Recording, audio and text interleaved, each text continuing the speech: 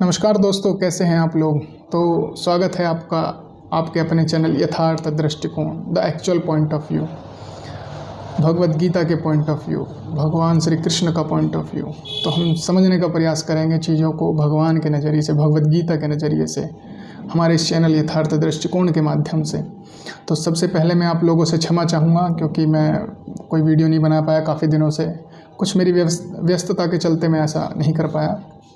तो लेकिन आज मैं आपके लिए बहुत एक सुंदर टॉपिक लेके आया हूँ, प्रकृति के 3 गुण, the material modes of nature, जो कि 3 होते हैं, सतोगुण, रजोगुण और तमोगुण।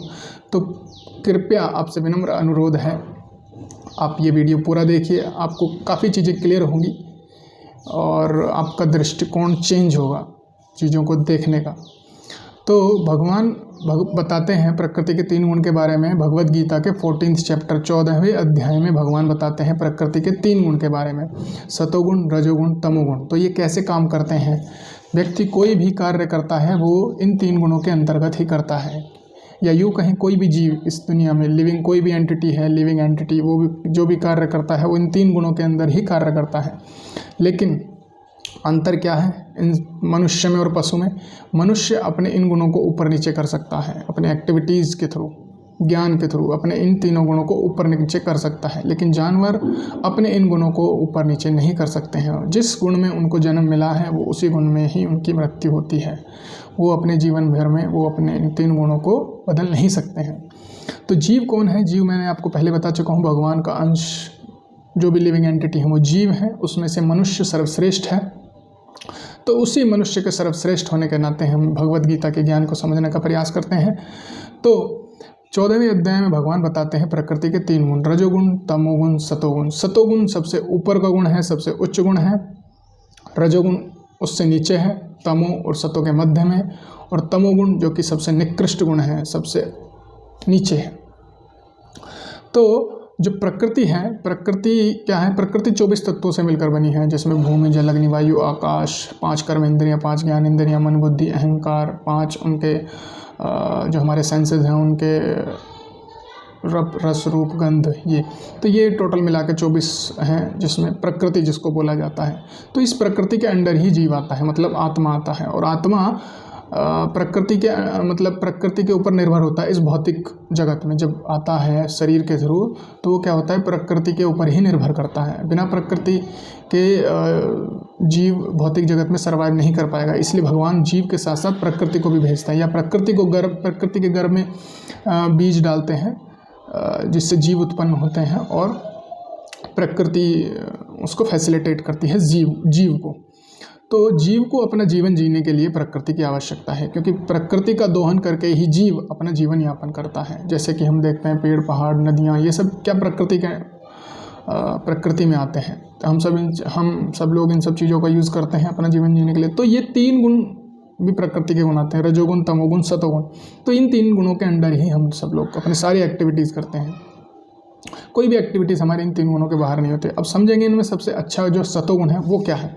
सतोगुण में देखिए, अगर किसी का पहचान करना हो, किसी का नहीं तो अपना ही अगर पहचान करना हो मैं किस गुण में हूँ, तो इससे हम कर सकते हैं, जो कि मैं बताने वाला हूँ। और हमें प्रयास करना चाहिए कि जो सतोगुण है उसमें आने का प्रयास करना चाहिए, क्योंकि वो बेस्ट है। सतोगुण में जो व्यक्ति होते हैं वो मतलब बहुत विनम्र होते हैं, साधु स्वभाव होते हैं, देवताओं की क्वालिटीज़ उनके अंदर होते हैं। वो जल्दी से विचलित नहीं होते हैं किसी प्रिय या अप्रिय घटना के घटित होने पर। ये भगवान की पूजा करते हैं, यज्ञ, दान, तप आदि ये सब करते हैं अपना कर्तव्य मानकर। इंसान जीवन मिला है तो उसके जो कर्तव्य मानकर ये करते हैं, मतलब उसके बदले में ये कोई इच्छा नहीं रखते हैं। ये सतोगुणी लोग होते हैं। इनके जीवन में प्रायः पाप ना के बराबर होता है, और इनके जीवन में प्रायः कष्ट भी ना के बराबर होते हैं। ये सुख भोग करते हैं। सतोगुणी लोग ज्ञान में होते हैं, और ये मतलब और दूसरे लोगों से देखिए ज्ञानवान होते हैं। ज्ञानवान in the sense material knowledge भी और स्पिरिचुअल नॉलेज भी। ऐसा नहीं कि सिर्फ मटेरियल नॉलेज, क्योंकि कई बार हम देखते हैं कि बहुत सारे साइंटिस्ट हैं, मटेरियल नॉलेज उनको बहुत बढ़ चढ़ कर है, लेकिन स्पिरिचुअल नॉलेज उनका जीरो है, और जिसके कारण वो पशु जैसी हरकतें करते हैं, जो कि आजकल हम देखते ही हैं। समाज किस दिशा में जा रहा है, सब कुछ तो गड़बड़ हो ही रहा है। तो ये मटेरियल नॉलेज हावी है, स्पिरिचुअल नॉलेज का अभाव है, ये इस वजह से। तो इसको हम ये सतोगुण नहीं बोल सकते, ये रजोगुण और तमोगुण के लक्षण हैं। ठीक है, तो सतोगुण ये होता है। ये पूजा पाठ करते हैं, शांत जीवन इनका होता है, बहुत सुखी होते हैं, धनी परिवारों में होते हैं या ज्ञानी परिवार में पैदा होते हैं, ये सतोगुण व्यक्ति के लक्षण हैं। इनको पता होता है किस सिचुएशन में क्या डिसीजन लेना है। सतोगुणी व्यक्ति को ये बहुत ज़्यादा सुखी मतलब सुख आने पर बहुत ज़्यादा खुश नहीं होते हैं और बहुत ज़्यादा कष्ट आने पर भी दुखी नहीं होते हैं। ये समभाव रहते हैं, गर्मी सर्दी वर्षा में समभाव। उसके बाद आते हैं रजोगुणी लोग। रजोगुणी लोग बहुत पैशनेट होते हैं, मतलब इनकी बहुत इच्छाएं होती हैं, बहुत तृष्णाएं होती हैं, ये बहुत चंचल होते हैं, ये कभी भी शांत बैठने वाले नहीं होते हैं। इनका मन कहीं भी एक जगह टिक कर नहीं बैठ सकता है। ये खाने में बहुत ज़्यादा तीखे चटपटे ये सब पसंद करते हैं और हमेशा ये इच्छाएं करते रहते हैं। मतलब अगर इनका कहीं पे इनको कुछ बेनिफिट होगा तो दूसरों को कष्ट भी देने के लिए तैयार रहते हैं। अगर इनका फ़ायदा होगा तो दूसरों को कष्ट भी पहुंचा देते हैं। रजोगुणी लोग ये सिर्फ अपने आप को बढ़ाना चाहते हैं, अपना धन संपत्ति यश पद ये सब सिर्फ बढ़ाने में लगे रहते हैं। ये होते हैं रजोगुणी लोग। इनका रजोगुणी को क्या मिलता है? रजोगुणी लोग इच्छा करते करते ही इनका जीवन समाप्त होता है। इनके जीवन भर में इनकी इच्छाएं समाप्त नहीं होती हैं। एक इच्छा पूर्ण होती है तो दूसरी इच्छा का जन्म होता है। तो जब इनकी इच्छाएं पूर्ण नहीं होती हैं मृत्यु के समय तक, तो इनको अगला जीवन भी इनकी इच्छाओं के आधार पर ही दिया जाता है, जो कि ज़्यादातर फिर से पृथ्वी लोक होता है, मतलब इंसान का जीवन या फिर पशुओं का जीवन। इनका पतन भी होता है, रजोगुण में पतन भी हो जाता है, जिससे निम्न योनियों को भी जाते हैं, मतलब निम्न पशु पक्षी भी बन जाते हैं। या फिर ये जो इनकी इच्छाएं अधूरी रह जाती हैं भगवान उनकी पूर्ति करने के लिए इनको वापस भेजते हैं। तो मतलब ये जन्म मृत्यु के चक्कर में कठोर परिश्रम करते हुए इनका जीवन बीतता रहता है। ये कभी भी सेटिस्फाई नहीं होते हैं। तमोगुणी लोग, अब तमोगुणी लोग क्या होते हैं? ये बिल्कुल वेद शास्त्रों के विपरीत कार्य करते हैं। ये अज्ञानता का प्रतीक है। सतोगुण ज्ञान का प्रतीक है और तमोगुण अज्ञान का प्रतीक है। सतोगुण के बिल्कुल अपोजिट तमोगुण है। वेद शास्त्रों के बिल्कुल अपोजिट काम करते हैं। इनको किसी भी सिचुएशन में नहीं पता होता है क्या डिसीजन लेना है, हमेशा गलत डिसीजन लेते हैं। ये आलस्य प्रमाद इन स्थितियों में रहते हैं। इनको दूसरों को कष्ट देने में इनको बहुत खुशी का अनुभव होता है। ये दूसरों को कष्ट देते हैं। ये समाज में अव्यवस्था फैलाते हैं। ये बहुत ज़्यादा सोते हैं, मतलब नॉर्मल इंसान को 6 घंटे सोना चाहिए, लेकिन ये 8, 10, 12 घंटे ये लोग सोते हैं। और ये इनके जीवन में बहुत कष्ट रहते हैं, बहुत दुखी रहते हैं ये लोग। और मतलब हम हर समय उल्टे काम जितने करते हैं ये तमोगुणी वाले लोग करते हैं। आलस्य प्रमाद ये सब इनके क्वालिटीज़ हैं। इनका फल क्या होता है? ये जब शरीर त्यागते हैं तो ये लोग जाते हैं निम्न योनियों, या तो नरक में जाएंगे या ये पशुओं की योनियों में जाएंगे, निम्न योनियों में। और ये हमेशा जन्म मृत्यु के चक्कर में भटकते रहते हैं। सतोगुणी लोग जब मृत्यु को प्राप्त करते हैं तो वो उच्च लोगों को जाते हैं, स्वर्गलोक में जा सकते हैं या किसी उससे उच्च जो हायर प्लैनेट्स हैं उनमें जा सकते हैं, लेकिन उनको भी आना पड़ता है क्योंकि वो भी बंध जाते हैं अपने सुख से।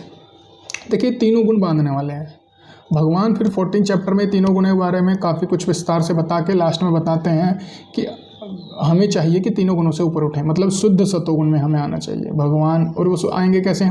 हमें भगवान की शरणागति स्वीकार करनी होगी, भगवान के आदेशों का पालन करना होगा, तो हम शुद्ध सतोगुण में धीरे धीरे आ जाएंगे।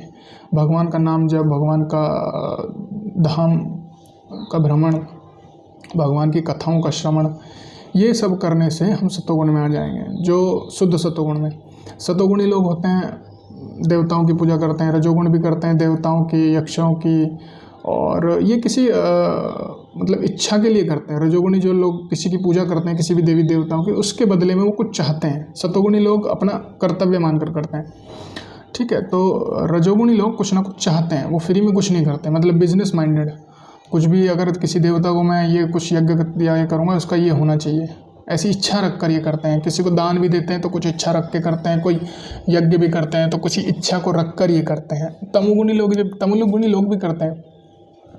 तमोगुणी लोग क्या करेंगे? वो कोई मुहूर्त नहीं होगा उस यज्ञ दान का, और ऐसे लोगों को दान देंगे जिनको दान देने की संस्कृति शास्त्रों में नहीं है। ये तमोगुणी दान होता है, और इनके दिए हुए दान का पैसा सब उल्टे सीधे कामों में जाता है। रजोगुणी लोग कई बार अपनी प्रतिष्ठा को बढ़ाने के लिए समाज में तो भी इस तरह के कुछ दान पुण्य का कार्य करते हैं, ऐसा भगवद गीता में भगवान बताते हैं। तो ये 3 गुण हैं। तो इन तीनों गुणों के हिसाब से हम समझ सकते हैं कि हम किस स्थिति में हैं, और किसी और को भी समझ सकते हैं वो किस स्थिति में है। खाने पीने से भी हमारा नेचर पता चलता है। जो शुद्ध सतोगुणी लोग होते हैं वो ताज़ा भोजन करते हैं, ज़्यादा मिर्च मसाले नहीं होते हैं, वो स्वादिष्ट होता है, रसमय होता है, और उम्र को बढ़ाने वाला, रोग घटाने वाला ऐसा भोजन होता है सतोगुणी लोगों का। रजोगुणी लोग क्या खाएंगे? बहुत चटपटे तीखे मसाले, चाउमीन, बर्गर, ये सब मिर्च मसाले वाले भोजन, ये सब रजोगुणी लोगों को पसंद है। ये क्या करते हैं? ये शरीर में रोग और कष्ट उत्पन्न करते हैं ऐसे भोजन। तमोगुणी लोग क्या खाते हैं? तमोगुणी लोग खाएंगे झूठा भोजन, बासी भोजन, मांस, मीट, मच्छी, लहसुन, प्याज भी तमोगुण में आता है। तो लेकिन शुद्ध सतोगुण वाले क्या खाएंगे? शुद्ध सतोगुण वाले खाएंगे सतोगुण वाला भोजन, लेकिन भगवान को भोग लगाकर। जब वो भगवान को भोग लग जाता है तो फिर वो तीनों गुणों से ऊपर हो जाता है। भगवान के लिए हम कोई भी एक्टिविटी करेंगे ना, भगवान को केंद्र में रख के, तो वो इन तीनों गुणों से परे हो जाती है। तो ये हमें करना होगा, मतलब भगवान को केंद्र करके सारे अपनी एक्टिविटीज़ करने को, तो हम तीनों गुणों से ऊपर उठ जाएंगे। तो तीनों गुणों से ऊपर उठा हुआ व्यक्ति जब इस देह को त्यागता है तो भगवान के धाम को प्राप्त करता है। भगवान ऐसा बताते हैं कि वो मेरे धाम को प्राप्त करता है, जहाँ पर जन्म मृत्यु का चक्कर नहीं है, सच्चिदानंद में है। अपने असली स्वरूप जो पूर्ण सत्पूर्ण चित्तपूर्ण आनंद वाला रूप है, उसमें हम फिर भगवान के सानिध्य में रहते हैं और भगवान की सेवा में हम आनंद प्राप्त करते हैं ऐसे। तो आशा है मैं आपको कुछ समझा पाया हूँगा, और ये भी आशा करता हूँ कि आप भगवद गीता कुछ पढ़े होंगे। ये मैं ये बता रहा हूँ, ये कर रहा हूँ, ये मेरे स्वयं के शुद्धिकरण के लिए है, और सभी लोग प्रोसेस में हैं। दुनिया में ज़्यादातर लोग 99% लोग रजोगुण और तमोगुण में हैं। सबको सतोगुण की तरफ जाना चाहिए, और मैं भी प्रोसेस में हूँ, सब प्रोसेस में हैं सतोगुण की तरफ, शुद्ध सतोगुण की तरफ जाने के।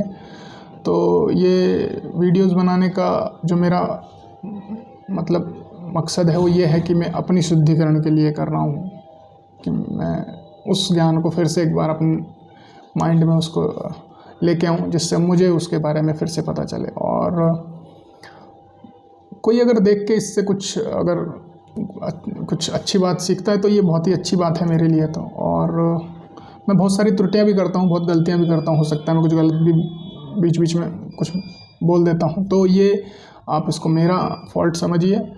और जो भी अच्छी चीज़ें हैं वो जिन साधु महात्माओं से या भगवद गीता से जो हम सीख रहे हैं वो सब उसका है, उसका क्रेडिट उनको जाता है।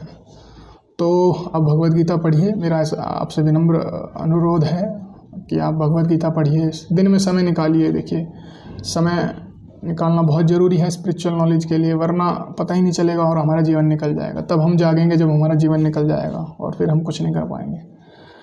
तो समय रहते जागिए, कुछ समझिए, चीज़ों को समझने का प्रयास कीजिए, भगवद गीता को समझने का प्रयास कीजिए।